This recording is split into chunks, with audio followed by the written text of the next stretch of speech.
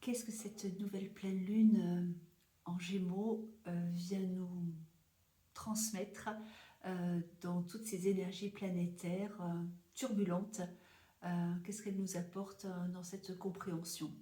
Je dirais pleinement qu'elle vient nous demander de pouvoir ouvrir notre cœur, de pouvoir ouvrir notre cœur en fait là souffrant, pour voir un petit peu notre système de croyance, notre système de pensée, et de pouvoir en fait aller nous ériger différemment, autrement, c'est-à-dire nous remettre droit dans la verticalité sur un autre système qui soit beaucoup plus pluriel, mais mieux aligné avec une vie collective, euh, avec un rendement meilleur, plus juste, plus équitable, plus solidaire. Alors cette pleine lune là, et on le ressent depuis cette dernière nouvelle lune encore plus fortement, elle vient pleinement nous frotter, nous frixer, pour que à travers nos émotions, notre instabilité que l'on peut ressentir, de venir s'interroger à travers, par le biais de nos émotions, sur pourquoi je ne vais pas bien, qu'est-ce qui fait mal, en quoi je mets du crédit et qui fait que peut-être que je me mets pleinement tout seul ou toute seule en fait dans un mur, un écrin qui m'empêche de traverser une, un passage, de traverser en fait une lumière qui pourrait m'aider à aller mieux et mieux me diriger. Alors je m'explique, en fait, toutes ces configurations qui sont planétaires actuellement, je ne suis pas du tout astrologue, hein, vraiment je vous dis ce qui arrive aussi et ce que j'ai pu pleinement aussi écouter, et qui vient complètement conforter ce que les guides transmettent, et ce que je vois dans les accompagnements, c'est beaucoup de turbulences qui nous amènent à un système de pensée à revoir. Pourquoi? Parce que la pensée est créative, que la pensée en fait nous aide à alimenter aussi un système de croyances sur lesquelles on a jugé, jaugé ce qui pouvait être beau, ce qui ne pouvait pas être beau, qu'est-ce qui nous a été transmis aussi, puisque notre petit enfant intérieur s'est construit sur des codes sociaux, sociétaux au fur et à mesure de son existence. Et là, on arrive à, eu égard nos expériences de vie, à revenir jauger, mettre dans la balance un petit peu, et quel poids ça a, et qu'est-ce qui vient freiner actuellement.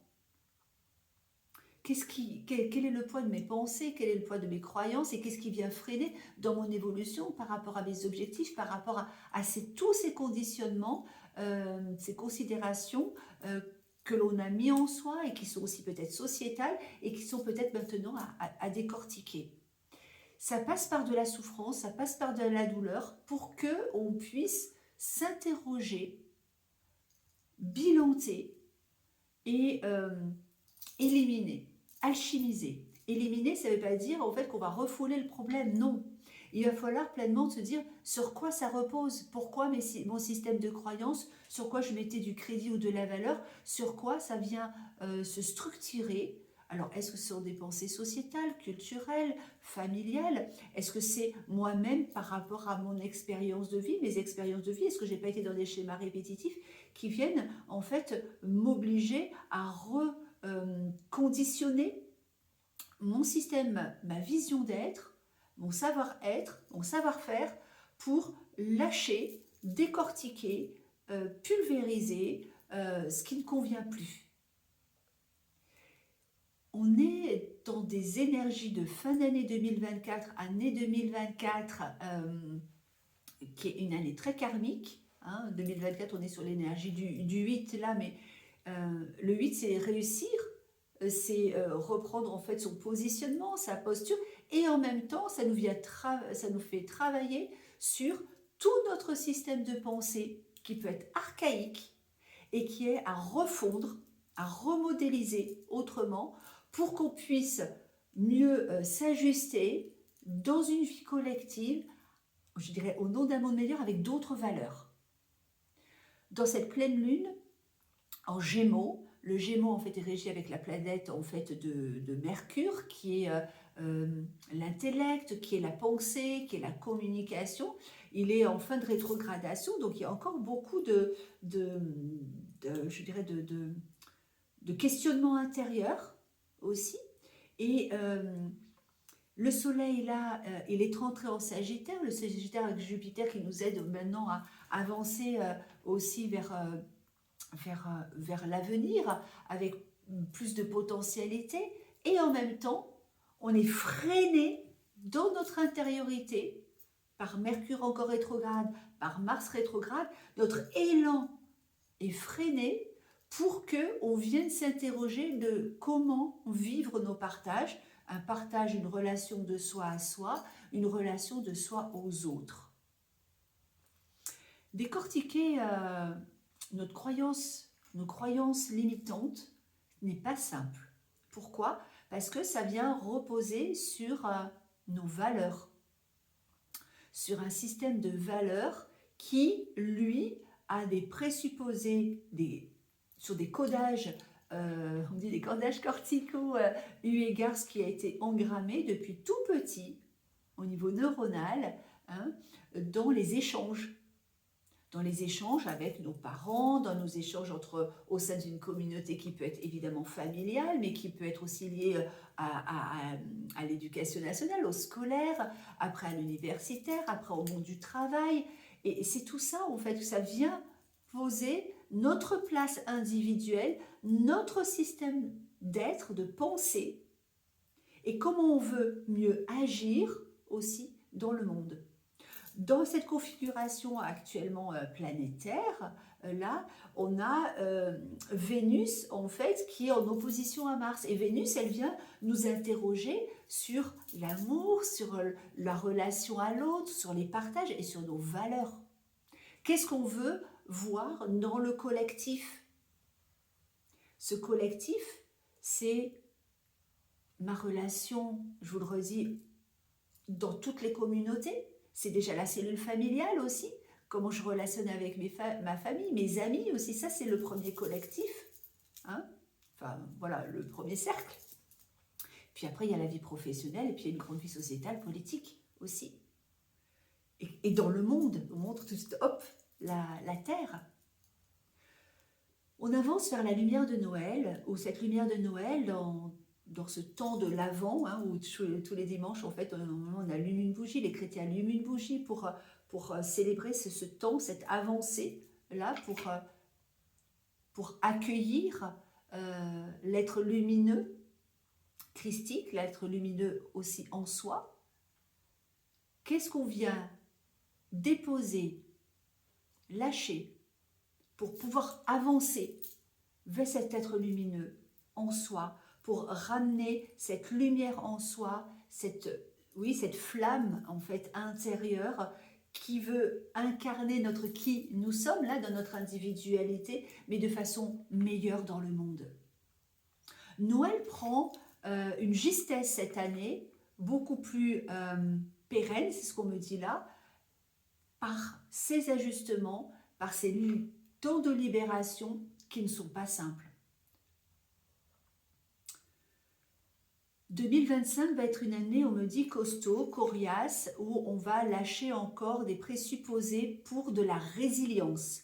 Qu'est-ce que c'est que la résilience? La résilience, c'est à travers l'épreuve, à travers la souffrance, au travers de ce que l'on aura passé de l'épreuve, d'aller trouver en soi notre force intérieure, nos compétences, pour pouvoir dépasser la zone, on dit corticale de souffrance, limbique, pour pouvoir poser un enrichissement de ce que l'on veut apporter dans le monde de positif, de constructif. On a traversé l'épreuve, on a dépassé cette zone possiblement de deuil pour pouvoir rematérialiser avec nos qualités, nos compétences, tout ce que nos indulgences, parce qu'on va mieux comprendre l'autre, qu'est-ce qu'on veut maintenant déposer dans le monde et œuvrer. C'est tout ça qui se libère en ce moment et qui peut amener des débats dans des groupes, dans des communautés. Des communautés, c'est des petits groupes, hein, ça peut être des associations ou autres regroupements, pour revoir quelquefois la relation à du pouvoir. Hein, on est dans une traversée de pensée qui nous amène à déposer tous les conflits familiaux, sociétaux, qui étaient reliés à un monde pyramidal, pour nous ouvrir à un champ des possibles qui sera relié à un champ circulaire. Et dans le circulaire, ce qui est encore difficile, c'est qu'on a tous nos égos en fait. Et si on veut avancer dans du circulaire, il est nécessaire de revenir travailler sur notre ego, notre petit monde du pouvoir intérieur. Donc les guides nous ont dit, voilà, on vous demande de travailler, d'ouvrir votre cœur, mais c'est un cœur qui peut être souffrant. Qu'est-ce que ce mon cœur souffrant? À quoi est-il relié comme valeur, comme besoin? Oui, on dit encore comme système de valeurs pour lâcher ce qui ne convient plus, pour libérer, pour pardonner, se pardonner d'être resté enfermé quelquefois dans des schémas répétitifs qui étaient obsolètes, et mieux redynamiser notre être intérieur sur des nouvelles valeurs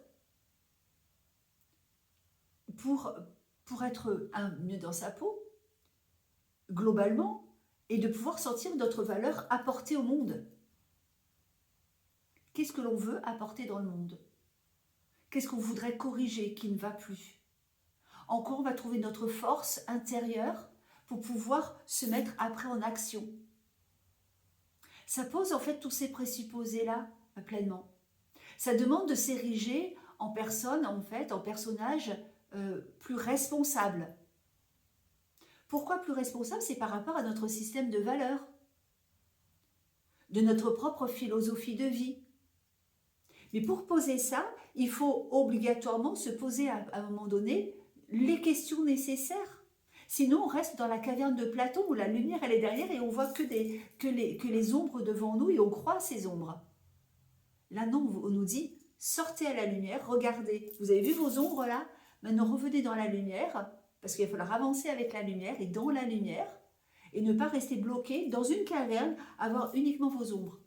Donc la caverne de Platon, elle prend tout son sens là, dans cette fin 2024. On est totalement pressurisé.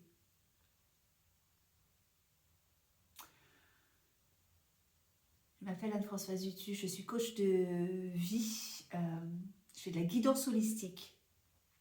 J'accompagne des femmes, des hommes sur leur plan d'évolution et j'aime et j'ai à cœur d'œuvrer pour un monde en paix et que chacun retrouve une paix intérieure, une croissance intérieure, la confiance en lui, de l'estime de soi, parce que c'est tous 1 plus 1 plus 1 plus 1 plus 1 plus 1 que l'on peut œuvrer dans le monde. Pourquoi j'aime aller un petit peu interroger les guides et écouter ce que l'univers en fait aussi nous transmet? Parce que je vois qu'il y a une totale cohérence entre ce qui se passe à l'extérieur, ce qui est en haut, comme ce qui est en bas à l'intérieur de nous. Et que le schéma, le modèle planétaire des pleines lunes et des nouvelles lunes est finalement un coaching extérieur qui nous demande en fait d'aller travailler à l'intérieur. C'est pour ça que j'ai mis du sens en fait aussi de ce que les astrologues aussi déposent et qui vient complètement en fait s'ajuster sur ce que les guides en fait nous transmettent. C'est pour que ça prenne davantage encore de poids, de lumière en fait, de poids, c'est-à-dire d'éclairage en fait. J'accompagne des personnes sur leur chemin d'évolution par des libérations émotionnelles, de croyances et de peurs aussi, pour s'autoriser à décortiquer, à lâcher les conditionnements et s'ouvrir à plus de pluralité intérieure. C'est parce qu'on change intérieurement qu'on change notre regard aussi sur le monde. Notre conscience, en fait, elle évolue. Elle évolue si on s'autorise à modéliser autrement notre système de valeurs, de lâcher les émotions et de mettre du sens là où maintenant c'est c'est nécessaire dans l'épanouissement, dans la croissance. Ça demande quelquefois de lâcher une main que l'on a derrière pour prendre la main, en fait, voilà, devant et de mettre les deux mains. De ne plus rester, en fait, entre deux, comme ça. C'est tout ça que ça demande. Moi, je vous accompagne aussi dans ce chemin-là. Dans lâcher les héritages du passé qui ne conviennent plus, qui bloquent, pour sortir, voilà, s'ériger, se relever. S'ériger, c'est vraiment se mettre droit, en fait, dans cette verticalité. Et de se reconnecter à son âme, de connecter pleinement ce pourquoi on est fait dans notre mission de vie.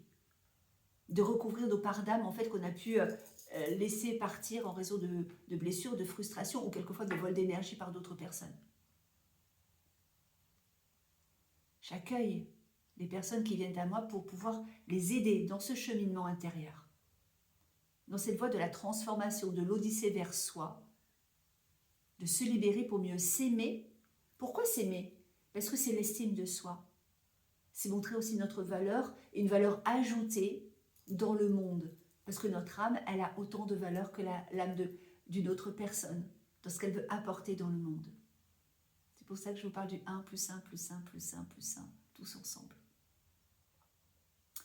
Voilà, j'ai à cœur d'œuvrer dans le monde pour un monde meilleur et je me rends compte que l'univers, les planètes, nous aident à cheminer aussi à travers tous ces schémas archétypaux des planètes, dans ce travail de libération, dans ce travail d'alchimie, dans ce travail intérieur. C'est un travail d'alchimiste, pleinement. Voilà. Voilà ce que je voulais vous dire aujourd'hui, avec la pleine lune du 15 décembre 2024. Ce 15-là nous bouscule, vraiment. Ne lâchez pas cette capacité alchimique que vous avez aussi en vous. Autorisez-vous à libérer ce qui vous bloque. Autorisez-vous, autorisons-nous. On est tous pressurisés, avec des peurs, des émotions. Mais elles reposent toutes sur des besoins, sur des valeurs, sur des encodages. Et c'est sur ces encodages-là qu'il est précieux de revenir actuellement pour nettoyer, libérer. Et remettre là où on veut mettre du crédit, dans ce que de nouvelles modélisations de croyances. Travail alchimique pour nos objectifs pour 2025, pour que dans la vibration, on reste davantage aligné en fait. Parce que tout est vibration, tout est vibratoire, tout est fréquence. Et que l'on ne soit pas avec des schémas inconscients qui viennent nous bloquer et qui seraient liés à des valeurs obsolètes ou des croyances qu'il faut maintenant lâcher. Parce que le collectif a besoin d'autres valeurs au nom d'un monde meilleur. Et vous, moi, tous, en fait, nous avons tous de la valeur, une valeur ajoutée, d'apporter notre lumière aussi, de qui nous sommes dans le monde. Je vais vous mettre dans la barre de recherche, en fait, tous les liens, en fait, pour me contacter, si vous le souhaitez. N'hésitez pas à mettre un commentaire aussi sous cette vidéo. Je vous souhaite tout le meilleur et de pouvoir avancer voilà, dans ce temps d'avant, dans ce temps vers ce temps de Noël, du lumineux, vers ce solstice, voilà, qui aura lieu le 21 décembre, dans un travail voilà, de purification. Finalement, on est un petit peu dans un temps de purification, comme dans un temps pascal, avant Pâques. On vient voilà, libérer, mettre dans un feu purificateur, libérateur. Ouais. On est pressurisé un petit peu comme dans un temps pascal. Ça peut être souffrant, mais derrière, c'est pour une régénération. Peut-être une nouvelle génération d'humains qui sera beaucoup plus lumineux. On va le poser comme ça, avec un jeu de mots, avec régénération. Régénération. Je vous dis à bientôt. Merci de votre écoute. Merci à vous tous. Et prenez soin de vous. Au plaisir.